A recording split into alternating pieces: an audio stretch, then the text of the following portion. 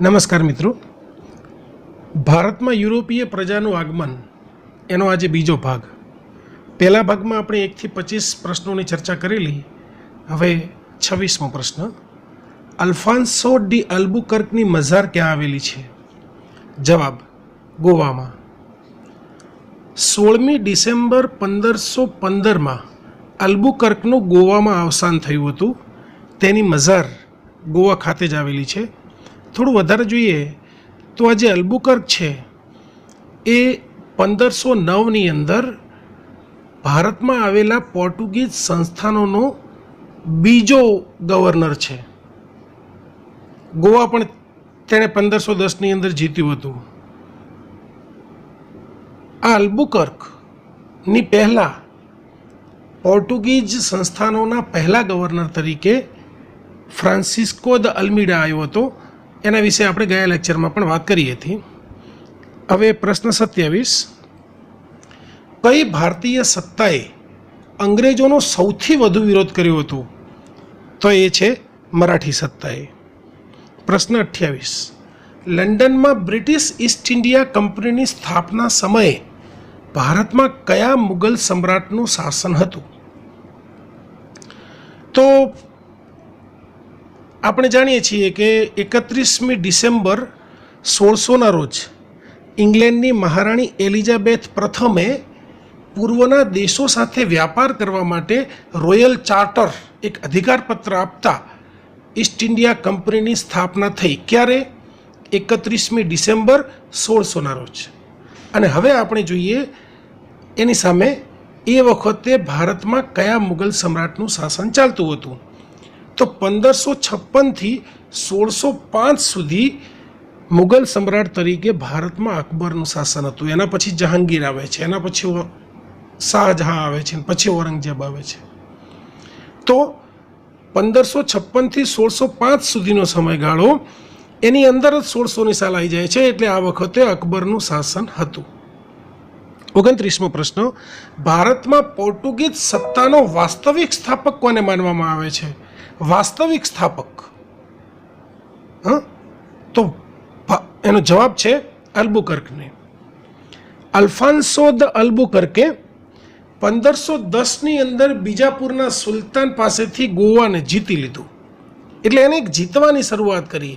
ખરેખર વાસ્તવિક એને જે સત્તાની સ્થાપના કરી એ ગોવાની જીતથી કરી. અને એટલા માટે એને ભારતમાં પોર્ટુગીઝ સત્તાનો વાસ્તવિક સ્થાપક માનવામાં આવે છે. આમ તો ભારતમાં પોર્ટુગીઝ સત્તાની સ્થાપના તો વાસ્કો દ ગામા આવ્યો એણે પણ કરી નાખી હતી. 1505ની અંદર અલ્મીડા એના પ્રથમ ગવર્નર તરીકે આવ્યો તો એને પણ સ્થાપના કરી નાખી હતી. પણ વાસ્તવિક જે સ્થાપક છે એ અલ્બુકર્ક છે. 30મો પ્રશ્ન. કોરોમંડળ કિનારેથી ડચો દ્વારા નિકાસ કરવામાં આવતી મુખ્ય વસ્તુ કઈ હતી? તો આ કોરોમંડળ કિનારેથી ડચો દ્વારા મુખ્યત્વે કાપડ જ નિકાસ કરવામાં આવતું હતું. પ્રશ્ન 31. ઈસવીસન 1511માં કયા ગવર્નરે મલાક્કા જીત્યું હતું? એનો જવાબ પણ છે અલ્ફાન્સો દ અલ્બુકર્ક. આપણે અલ્બુકર્ક વિશે અગાઉ પણ વાત કરી છે.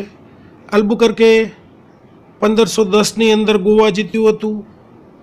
એ પોર્ટુગીઝ સત્તાનો વાસ્તવિક સ્થાપક ગણાય છે. એનું ભારતની અંદર જ મૃત્યુ થયું હતું.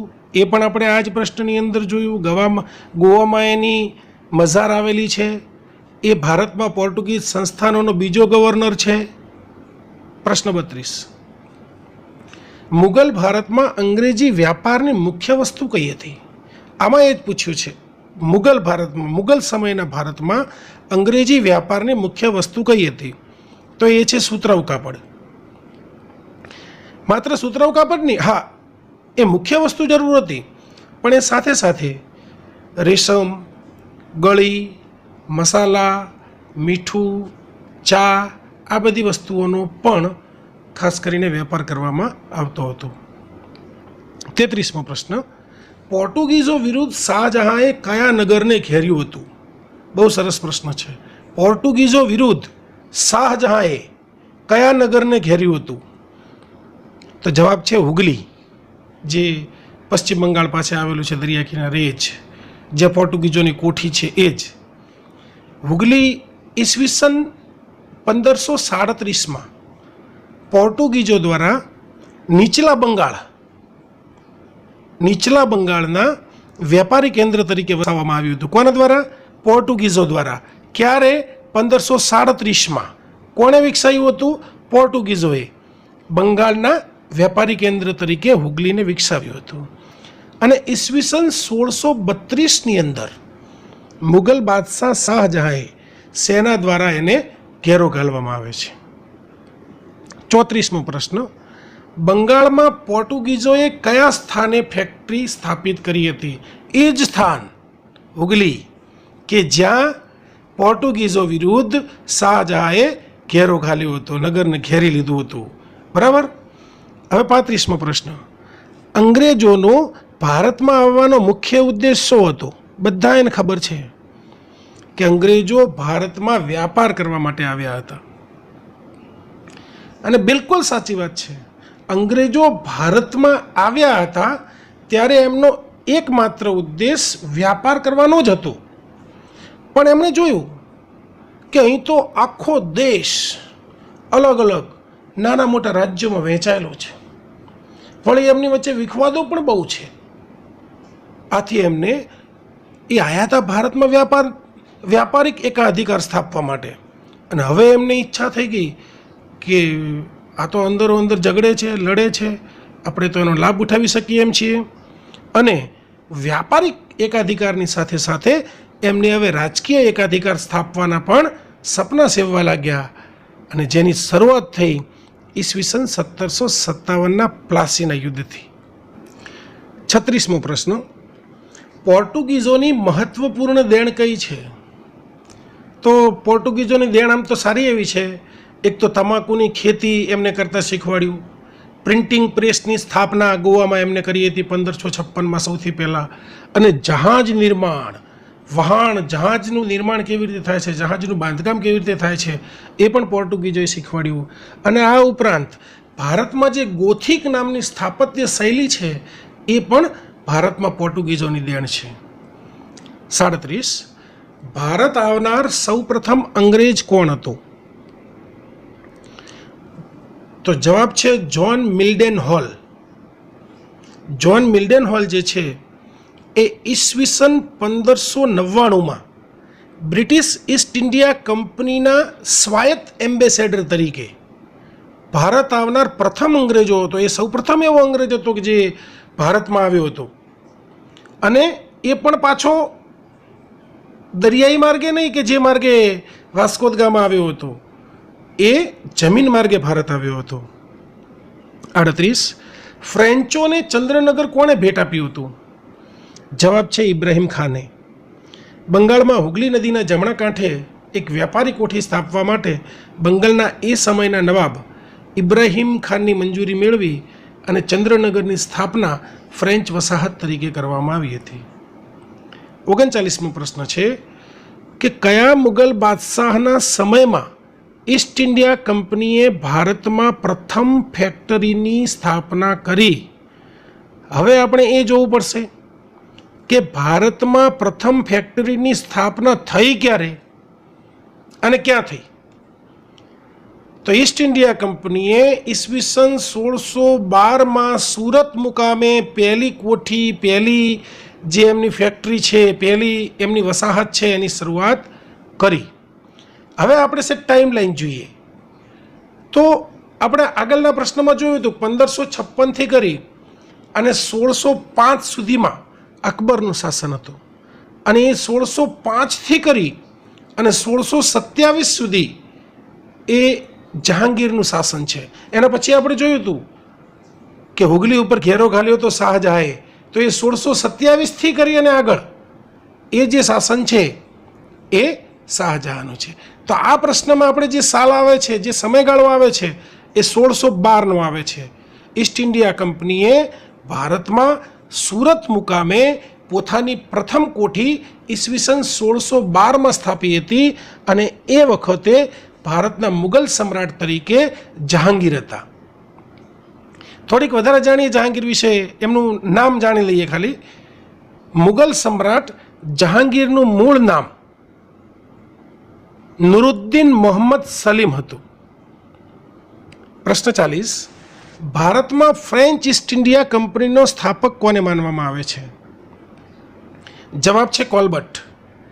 ઈસવીસન 1664માં ફ્રાન્સની અંદર લુઈ 14માના શાસન દરમિયાન જીન બેપ્ટિસ્ટે કોલબર્ટ દ્વારા ફ્રેન્ચ ઈસ્ટ ઇન્ડિયા કંપનીની સ્થાપના કરવામાં આવી હતી. ત્યારબાદ સ્થાપના 64માં થઈ ગઈ.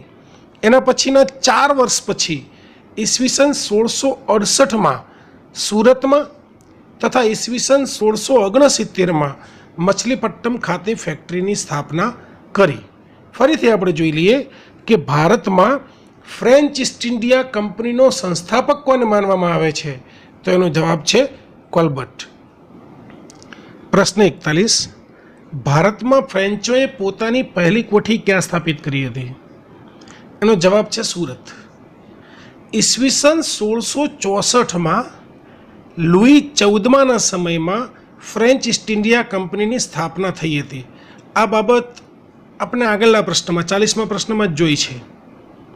હવે આગળ એમાં આપણે એ પણ અભ્યાસ કર્યો છે કે ફ્રેન્ચોએ 1664ની અંદર ફ્રેન્ચ ઈસ્ટ ઇન્ડિયા કંપનીની સ્થાપના કરી.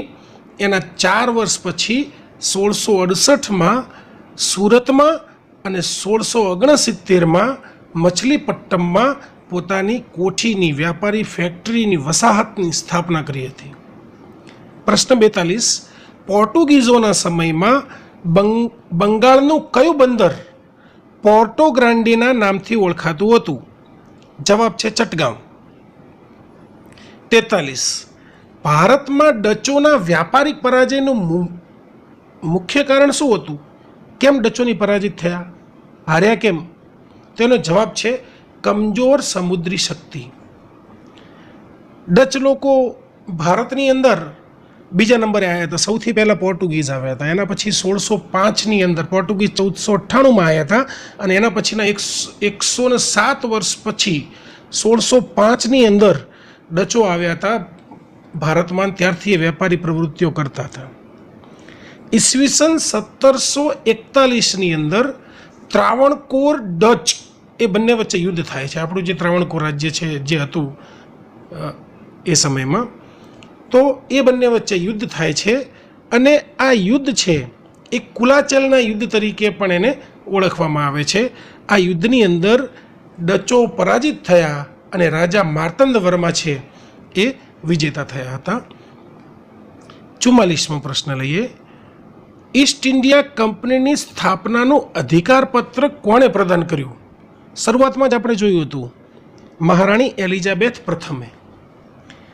31મી ડિસેમ્બર 1600ના રોજ ઇંગ્લેન્ડની મહારાણી એલિઝાબેથ પ્રથમે કંપનીને પૂર્વના દેશો સાથે વ્યાપાર કરવા માટે રોયલ ચાર્ટર એટલે કે અધિકારપત્ર આપ્યું હતું, પ્રદાન કર્યું હતું. ઈસ્ટ ઇન્ડિયા કંપનીના સ્થાપક કોણ હતા એ પણ જાણવું બહુ મહત્ત્વનું છે. બહુ ઓછી જગ્યાએ આ પ્રશ્ન જોવા મળે છે. પણ ઈસ્ટ ઇન્ડિયા કંપનીના સ્થાપક તરીકે 2 વ્યક્તિઓ હતા. એક જ્હોન વોટ્સ અને બીજા જ્યોર્જ વ્હાઇટ. ફરીથી ઈસ્ટ ઇન્ડિયા કંપનીના સ્થાપક જ્હોન વોટ્સ અને જ્યોર્જ વ્હાઇટ હતા. પ્રશ્ન 45. કઈ યુરોપીય પ્રજાએ ભારતમાં સમુદ્ર વ્યાપારી કેન્દ્રોની સ્થાપના કરી હતી? એનો જવાબ છે પોર્ટુગીઝ. આપણે જોયું હતું કે પોર્ટુગીઝો જે છે એ શરૂઆતની અંદરથી જ બ્લુ વોટર પોલિસીમાં જ માનતા હતા. એમને એવું હતું કે ભૂમિ ઉપર કિલ્લા બનાવવાને બદલે એ લોકો સમુદ્રી તાકાતની અંદર વધારે વિશ્વાસ ધરાવતા હતા. આપણે ભારતની વાત કરીએ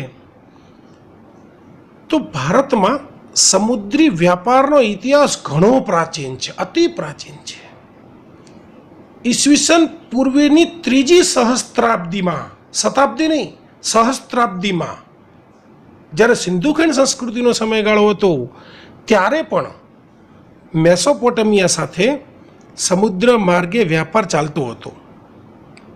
એટલું જ નહીં કે બહુ જ લેટ સમયમાં, બહુ જ પ્રાચીન સમયમાં જ ચાલતો હતો, પણ ત્યારબાદ 8મી સદીથી પણ આ વ્યાપાર ચાલુ જ હતો, પણ 15મી સદીની અંદર આ વ્યાપારમાં થોડો ઘટાડો થયો હતો. કેમ? પેલી પોર્ટુગીઝોની બ્લુ વોટર પોલિસીના લીધે. પ્રશ્ન 46, ઈસવીસન 1715માં જ્હોન સરમતના પ્રતિનિધિ મંડળ સાથે કયા વાડકાપ નિષ્ણાત આવ્યા હતા? એનો જવાબ છે ડૉક્ટર હેમિલ્ટન. થોડીક એમના વિશે વિસ્તૃતમાં વાત કરીએ તો ડૉક્ટર હેમિલ્ટન જે છે એ સર્જન હતા, વાડકાપના નિષ્ણાત હતા. તેઓ જ્હોન સરમતના પ્રતિનિધિ મંડળ સાથે, એ વખતના જે મુગલ બાદશાહ છે એ ફર્રુખશીર હતા, અને તેઓ ફર્રુખશીરના દરબારમાં આવ્યા હતા. ફર્રુખશીરને એ વખતે ભગંદરનો રોગ, આપણે જે મસા ભગંદર વાત કરીએ છીએ ને, તો એ ભગંદરનો રોગ થયો હતો. અને આ રોગ માટે એમને સફળતાપૂર્વક હેમિલ્ટને ફર્રુખશીરની સારવાર પણ કરી હતી. જો કે દુઃખદ બાબત એ છે કે ઈસવીસન 1717ની અંદર ડૉક્ટર હેમિલ્ટનનું કલકત્તા ખાતે જ મૃત્યુ થયું હતું. એની સેવાને કારણે એને જે પેલું એમનું ભગંદરના રોગનું સફળતાપૂર્વક જે સારવાર કરી, એના લીધે એ વખતના જે અંગ્રેજો સાથેના સંબંધો છે ફર્રુખશીરના, એ ઘણા સારા બંધાયા હતા. અને એ જ વર્ષે ઈસવીસન 1717ની અંદર ફર્રુખશીરે કંપનીને શાહી ફરમાન આપ્યું. 47મો પ્રશ્ન, અંગ્રેજોનો ફોર્ટ વિલિયમ ક્યાં આવેલો છે? બધાને ખબર હશે, ફોર્ટ વિલિયમ કલકત્તા ખાતે આવેલો છે. ફોર્ટ વિલિયમ કલકત્તા ખાતે હુગલી નદીના કિનારે ઈસવીસન 1696ની અંદર બંધાયો હતો. બ્રિટિશ ઈસ્ટ ઇન્ડિયા કંપનીના વહીવટ કરતા સર ચાર્લ્સ આયર ફોર્ટ વિલિયમના પ્રમુખ તરીકે રહ્યા હતા. 48મો પ્રશ્ન, કયા ફ્રેન્ચ સેનાપતિને મુગલ બાદશાહે નવાબનો ખિતાબ આપ્યો હતો? ફ્રેન્ચ સેનાપતિ અને ખિતાબ નવાબનો. આ ખિતાબ ભારતના એ વખતના બાદશાહ મોહમ્મદ શાહે આપ્યો હતો. હવે આપણે એક વાત કરીએ, મોહમ્મદ શાહની જ્યારે વાત આવી છે તો મોહમ્મદ શાહના સમયની અંદર એક બનાવ બન્યો હતો, એક જબરદસ્ત ઘટના થઈ ગઈ હતી, એની આપણે થોડીક વાત કરીએ. તો આ સમયમાં ફેબ્રુઆરી 1739માં ઈરાની શાસક નાદિર શાહે ભારત ઉપર આક્રમણ કર્યું હતું. આ બંને વચ્ચે કરનાલનું યુદ્ધ થયું અને આ યુદ્ધની અંદર નાદિર શાહ જીત્યો. માત્ર 3 કલાક જેટલા ટૂંકા સમયમાં જ એને મોહમ્મદ શાહની આખી સેનાને પરાજિત કરી નાખી હતી. અને ત્યારબાદ દિલ્હીમાં ઘણા દિવસો સુધી એમને લૂંટ મચાવી હતી. મોહમ્મદ શાહ પાસે જે તિજોરીની ચાવી હતી એ પણ નાદિર શાહે લઈ લીધી હતી. અને બહુ જ જગ પ્રખ્યાત છે, જગ વિખ્યાત છે એ આપણું જે મયુરાસન છે એ પણ એ પોતાની સાથે ઈરાનમાં લઈ ગયો હતો. પ્રશ્ન 49, કઈ યુરોપિયન પ્રજાએ ભારતમાં સૌથી પહેલાં પ્રિન્ટિંગ પ્રેસની શરૂઆત કરી હતી? તેનો જવાબ છે પોર્ટુગીઝ. પોર્ટુગીઝોએ ઈસવીસન 1556ની અંદર ગોવામાં સૌ પ્રથમ પ્રિન્ટિંગ પ્રેસની સ્થાપના કરી હતી. કઈ સાલમાં? ઈસવીસન 1556માં. ક્યાં કરી હતી પ્રિન્ટિંગ પ્રેસની સ્થાપના? ગોવામાં. ત્યારબાદ બીજા નંબરે એનાથી ઘણા વર્ષો પછી, 114 વર્ષ પછી, ઈસવીસન 1670ની અંદર મુંબઈમાં પ્રિન્ટિંગ પ્રેસની શરૂઆત કરવામાં આવી હતી. જો કે પોર્ટુગીઝોની આ ઉપરાંત પણ દેણ છે. આપણે આગળ જોઈ ગયા છીએ કે એમને તમાકુની ખેતી કરતા પોર્ટુગીઝોએ શીખવાડ્યું. પછી એમની એક સ્થાપત્ય શૈલી હતી, ગોથિક સ્થાપત્ય શૈલી, એ પણ આપણને એમની પાસેથી જ મળી છે. 50મો પ્રશ્ન, ઈસવીસન 1732માં બંગાળના નવાબ સુજાઉદ્દીને કોને બિહારનો વ્યવસ્થાપક બનાવ્યો હતો? પ્રશ્ન છે બિહારનો વ્યવસ્થાપક, કોઈ નવાબ નથી. તેનો જવાબ છે અલીવર્દી ખાન. ઈસવીસન 1732માં બંગાળના નવાબ સુજાઉદ્દીને, એ વખતનો બંગાળનો નવાબ કોણ હતું? સુજાઉદ્દીન. એને અલીવર્દી ખાનને બંગાળનો વ્યવસ્થાપક બનાવ્યો હતો. હવે આ અલીવર્દી ખાન છે એ 1740થી કરી અને 1756 સુધી બંગાળનો નવાબ રહ્યો હતો. એપ્રિલ 1756માં તેનું અપુત્ર અવસાન થયું, એટલે એની દીકરીનો દીકરો એટલે એનો દોહિત્ર સિરાજુદ્દૌલા બંગાળનો નવાબ બન્યો. અને એના સમયમાં જ ઈસવીસન 1757માં પ્લાસીનું યુદ્ધ થયું હતું. આપણને ખ્યાલ છે કે સિરાજુદ્દૌલા અને રોબર્ટ ક્લાઇવ જે અંગ્રેજી સેનાપતિ હતો, આ બંને વચ્ચે જે યુદ્ધ થયું હતું અને ત્યાંથી ભારતમાં અંગ્રેજી પ્રભુત્વની શરૂઆત થઈ હતી. પ્રશ્ન 51. ઈસવીસન 1717માં કયા મુગલ બાદશાહે, કયા મુગલ સમ્રાટે એક શાહી ફરમાન બહાર પાડી અને અંગ્રેજોને વિશેષ વ્યાપારી સુવિધાઓ પૂરી પાડી હતી?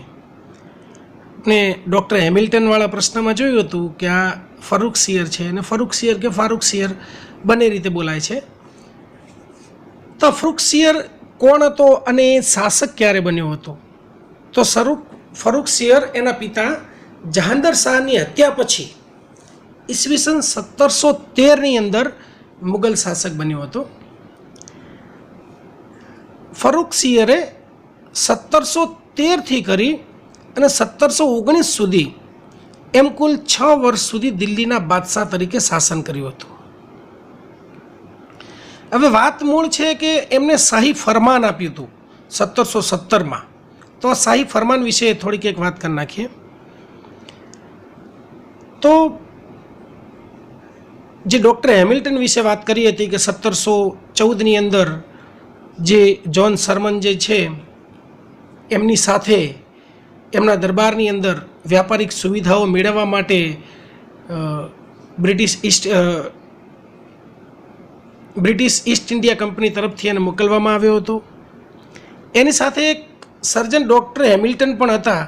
આ હેમિલ્ટને ફરુખસિયરની ભગંદરની શસ્ત્રક્રિયા બહુ સફળતાપૂર્વક કરી હતી અને એના પછી અંગ્રેજોના એમની સાથેના સંબંધો પણ સારા રહ્યા હતા. અને આ ગાળામાં જ ઈસવીસન 1717ની અંદર આ ફરુખસિયરે શાહી ફરમાન આપ્યું છે. હવે આપણે સમજીએ કે ખરેખર આ શાહી ફરમાનમાં મુખ્ય બાબત હતી શું? તો બ્રિટિશ ઈસ્ટ ઇન્ડિયા કંપનીને બંગાળ, મુંબઈ અને મદ્રાસમાં કસ્ટમ ડ્યુટી આપ્યા વિના વ્યાપાર કરવાની પરવાનગી આપવામાં આવી. ફરીથી સાંભળવા જેવું છે.